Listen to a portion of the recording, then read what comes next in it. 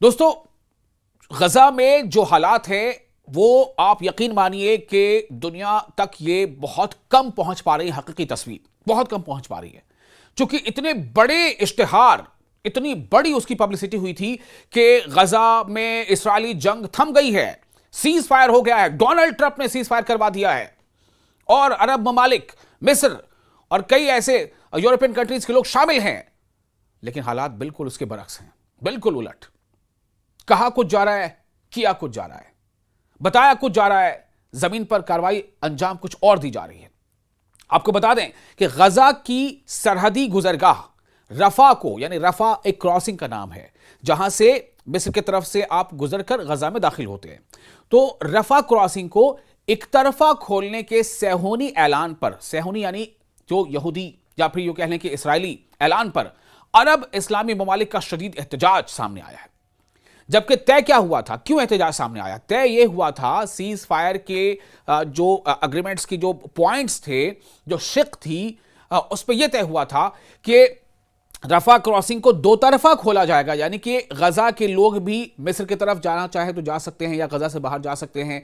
गाड़ियों का आना जाना हो सकता है, एम्बुलेंसेस का आना जाना हो सकता है, ट्रकों का आना जाना हो सकता है, और दूसरी तरफ से भी लोग गजा में आ सकते हैं। उसमें मीडिया के लोग भी होंगे, उसमें जो ज़राए अबलाग यानी सहाफत रिपोर्टर्स भी होंगे, उसमें ह्यूमैनिटेरियन एड्स के लोग भी होंगे, उसमें एनजीओज भी होंगी। ठीक है, दो तरफा आना जाना। यह तय पाया था कि फेज 1 जो अभी सीज फायर फेज 1 चल रहा है, कि उसमें यह तय हुआ था कि दो तरफा इसे खोला जाएगा। लेकिन ऐलान क्या कर रहा है इसराइली हुकूमत? क्या ऐलान कर रही है इसराइल? क्या ऐलान कर रहा है कि एक तरफा खोला जाएगा। और एक तरफा खोले जाने का मतलब क्या है कि सिर्फ गजा के लोग चाहें तो बाहर जा सकते हैं। इसका मतलब क्या है? इसराइल की नीयत क्या है? क्या वो ये चाहता है इसराइल हुकूमत ये चाहती है, क्या नेतन्याहू ये चाहते हैं कि गजा के लोग वहां से घबरा कर, परेशान होकर और मतलब मुसीबतों से बचने के लिए वो गजा से चले जाएं, गजा छोड़कर भाग जाएं? यही चाहती है ना, शायद यही मतलब है। अब आपको बताते हैं आगे। तो अरब और इस्लामी ममालिक, ममालिक यानी मुल्कों का प्लूरल, ठीक है, एक देश यानी एक मुल्क, ममालिक यानी कई देश। तो अरब और इस्लामी ममालिक के 8 वुज़राए खारजा ने, 8 मिनिस्टर ऑफ एक्सटर्नल अफेयर्स ने, विदेश मंत्रियों ने काबिज इसराइल की जानिब से गजा की सरहदी गुजरगाह रफा को सिर्फ एक समत से खोलने और इसके जरिए अहले गजा को जबरन मिस्र मुंतकिल करने के मंसूबे पर शदीद तशवीश और गहरा रद्द-ए-अमल जाहिर किया है। बात समझ में आ गई? दो तरफा खोले जाने का तय हुआ था, लेकिन क्या हुआ कि एक तरफा खोला गया। यानी ऐलान क्या हुआ कि एक तरफा खोलेंगे। एक तरफा मतलब कि सिर्फ मिस्र गजा के तरफ से क्रॉसिंग खोली गई, यानी कि गजा से बाहर जाने के लिए बस, और गजा में दाखिल होने के लिए वो बंद है, उसको नहीं खोला जाएगा। यह ऐलान किया है इसराइल ने। और जबकि तय क्या हुआ था सीज फायर में कि दो तरफा खोला जाएगा, यानी कि गजा में एंट्री भी और गजा से एग्जिट भी। गजा से जो बाहर निकलना चाहते हैं निकले, वो भी खुला रहेगा, और गजा में जो दाखिल होना चाहते हैं दाखिल हो, वो भी खुला रहेगा। तो चूंकि यह ऐलान किया इसराइल ने कि एक तरफा खोला जाएगा, तो और वो एक तरफा खोले जाने का मतलब कि गजा में दाखिल नहीं होना है, गजा से बाहर जाने के लिए। तो अब 8 मुल्कों के, इस्लामी और अरब ममालिक के 8 ऐसे मुल्कों के वुज़राए खारजा यानी विदेश मंत्रियों ने इस पर बाज़ाब्ता एक अपना जो है रद्द-ए-अमल जाहिर किया है और इसमें नाराजगी का इजहार किया।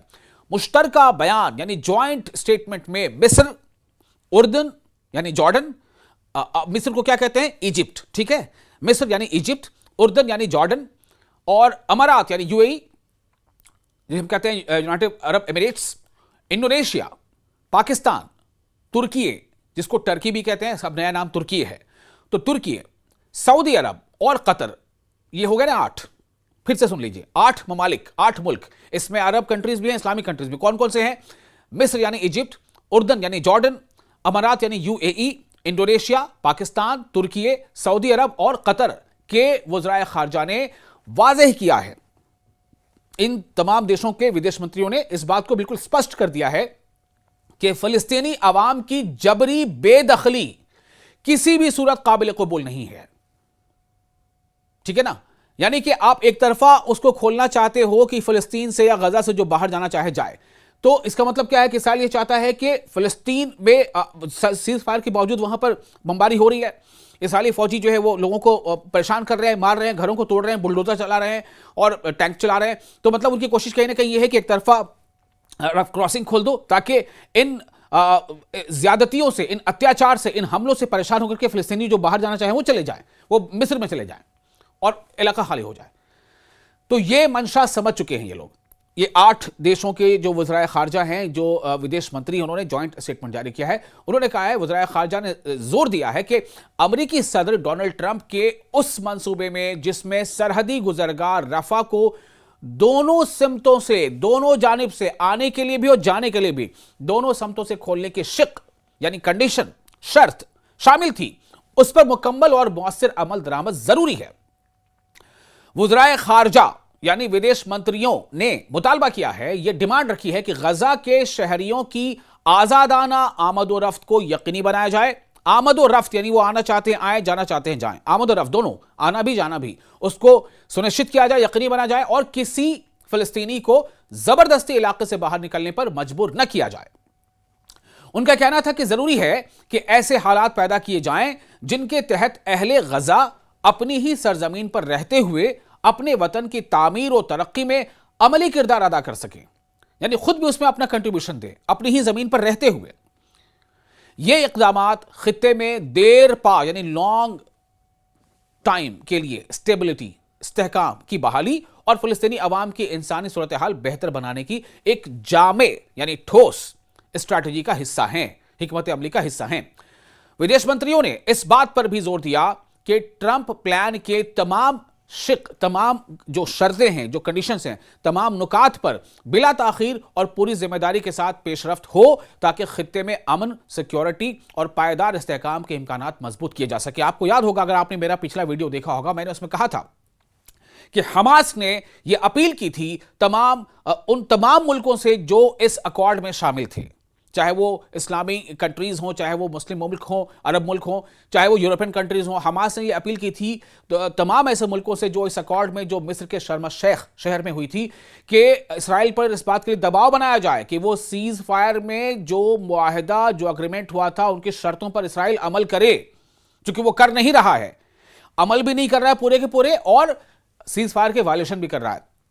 तो उसी का शायद कहीं ना कहीं यह नतीजा है कि 8 मुल्क जो इस्लामिक और अरब कंट्रीज हैं, जिसमें मैंने आपको नाम गिना दिया, उसमें इंडोनेशिया है, जिसमें पाकिस्तान है, तुर्की है, सऊदी अरब है, कतर है, और जिसमें इजिप्ट है यानी मिस्र है, जिसमें जॉर्डन है यानी उर्दन है, ये तमाम मुल्कों के जो विदेश मंत्री, उन्होंने अब ये नाराजगी जाहिर करते हुए जॉइंट स्टेटमेंट जारी किया है और कहा है कि दोनों समतों से उस रफा क्रॉसिंग को खोला जाए। बयान में यह भी कहा गया है कि जंगबंदी को मुकम्मल तौर पर मुस्तहकम करना नागुज़ीर है, यानी कि बिल्कुल जरूरी है, बिल्कुल निहायत ही जरूरी है, इंपॉर्टेंट है, ठीक है, ताकि फिलिस्तीनी शहरियों की मुसलसल तकालीफ खत्म हो, इंसानी इमदाद को बगैर किसी रुकावट के गजा पहुंचने दिया जाए, तामीर नौ यानी रीबिल्डिंग, तामीर नौ और बहाली की फौरी कोशिशें शुरू हो और ऐसे हालात फराहम किए जाएं जिनके तहत फिलिस्तीनी अथॉरिटी गजा में अपनी जिम्मेदारियां दोबारा संभाल सके। विदेश मंत्रियों ने कहा कि यही वो बुनियाद है जो खित्ते में यानी इस पूरे रीजन में एक नए मरहले के इस्तेहकाम को जन्म दे सकती है, एक नया मरहला, एक नया फेज। इन सब की चीजों पर ख्याल रखा जाएगा तभी नया फेज भी जो है वो बेहतर होगा। तो इन तमाम देशों के वज़राए खारजा ने यानी कि विदेश मंत्रियों ने इस अज़्म का इयादा किया है, फिर से अपनी इस बात को दोहराया है कि वो अमेरिका समेत तमाम इलाकाई और आलमी फरीकों, इंटरनेशनल स्टेक होल्डर्स के साथ करीबी ताउन जारी रखेंगे ताकि सलामती काउंसिल यानी यूनाइटेड नेशंस की करारदाद 2803, जो करारदाद यानी रेजोल्यूशन नंबर है 2803 समेत तमाम मुतल्लिका आलमी फैसलों पर मुकम्मल अमल दरामद यकीनी बनाया जा सके, पूरी तरह से उस पर अमल हो, उस पर उसको अमलाया जाए, उसको इंप्लीमेंट किया जाए। इनके मुताबिक बैनुल-अक़वामी कानून यानी इंटरनेशनल लॉज और 2 रियासती हल, 2 स्टेट हल, 2 स्टेट जो पॉलिसी है, 2 रियासती हल के उसूल के तहत 4 जून 1967 की सरहदों पर कायम आज़ाद फ़लस्तीनी रियासत ही खित्ते में मुनसिफाना, जामे और पायदार अमन की हकीकी बुनियाद है। आपको याद होगा, मैंने आपको कुछ दिन पहले बताया था कि पोप लियो ने भी हाल ही में एक बार फिर इस बात को दोहराया था कि इसराइल और फ़लस्तीन के बीच जो अभी रस्साकशी चल रही है, इसका स्टेबल जो सॉल्यूशन है वो यही है कि 2 स्टेट जो है वो पॉलिसी पर अमल किया जाए, यानी टू स्टेट मींस इसराइल को एक अलग स्टेट माना जाए और फिलिस्तीन को अलग स्टेट माना जाए। अब सोचे कहां से कहां बात पहुंच गई। कहां इसराइली जो है यहां आकर बसे थे, उनको फिलिस्तीनियों ने एक तरह से बसने का मौका दिया था। अब ये बात हो रही, चलो ठीक है भाई, फिलिस्तीनियों को तो इसराइल चाहता है कि बिल्कुल वो छोड़ के चले ही जाए कहीं, लेकिन टू स्टेट यानी कि इसराइल को भी मान लीजिए और फिलिस्तीन को भी मान लीजिए। देखना होगा आगे क्या कुछ होता है। इस बारे में जो भी अपडेट्स होगी हम आपको न्यूज़ 18 के सोशल मीडिया प्लेटफॉर्म पर लगातार देते रहेंगे। आपको ये वीडियो कैसा लगा, आप हमें अपने तासुरात जरूर डालें। आपका मेजबान मैं हूं विशाल।